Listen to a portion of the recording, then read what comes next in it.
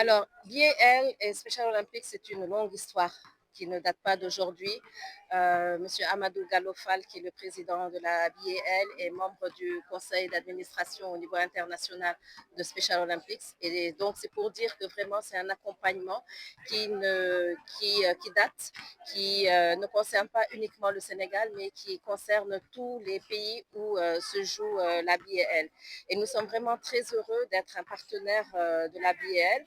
Et aujourd'hui, ce partenariat s'agrandit puisque grâce à la BAL, nous sommes en partenariat avec Woodside.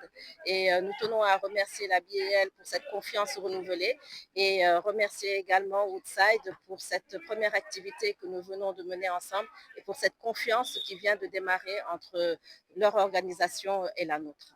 Alors pour nous, pour nos athlètes, on les appelle les athlètes, pour nous les athlètes, c'est un moment magnifique d'avoir un partenaire comme la BAL qui nous invite lors de toutes les conférences Sahara, comme je l'ai dit tout à l'heure, et au-delà même de participer aux activités sportives, de faire le Unified Games pendant la conférence Sahara, nous avons pendant 3 saisons deux de nos jeunes qui ont été recrutés par la BAL pour assister dans la logistique pendant la conférence. Donc, ça donne à nos athlètes vraiment un sentiment d'appartenance.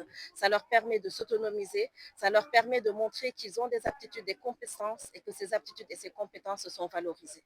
Donc, pour nous, c'est extrêmement important et je parle en leur nom, je parle en leur voix pour dire qu'ils apprécient fortement cette collaboration. C'est une question qu'on nous pose souvent et nous avons toujours la même réponse.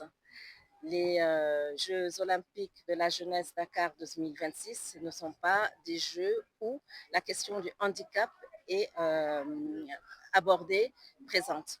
Donc, le sport adapté, le sport pour personnes handicapées ne participe pas aux Jeux olympiques de la jeunesse. Nous pensons que c'est une opportunité pour les jeunes parce que quand on parle de jeunesse, on parle de toute la jeunesse, qu'elle soit la jeunesse handicapée ou la jeunesse sans handicap, qui doit être concernée par ces Jeux. Donc, nous sommes en train de réfléchir pour voir parallèlement aux activités sportives, qu'est-ce que Special Olympics pourrait mettre en place justement pour montrer que ces jeunes existent et qui font partie de la société et qu'on devrait jeter un regard sur eux pendant ces Jeux olympiques de la jeunesse.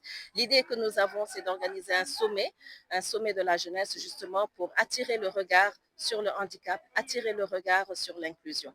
Mais en fait, c'est une règle du Comité international olympique qui définit ces Jeux olympiques de la jeunesse comme des Jeux où la question du handicap n'est pas comprise.